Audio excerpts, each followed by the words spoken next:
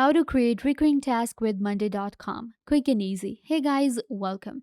In this quick tutorial, I'm going to show you how to create a recurring task with monday.com. So let's get into it.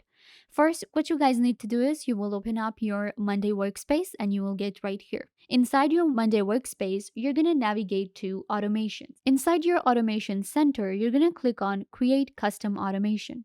We will create this automation so that we don't have to create a task over and over again. When this happens, here you will actually select every time period.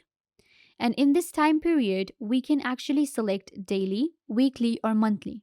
So we're going to go with weekly and every Monday. Now we have then do this. Here we can select notify, create item, duplicate group, or create group. We're going to go with duplicate. In the group, we're going to select a group from our board. We can also notify someone for this recurring task. Now, click on Create Automation. So this is our automation. Click on Create Automation and it will be created.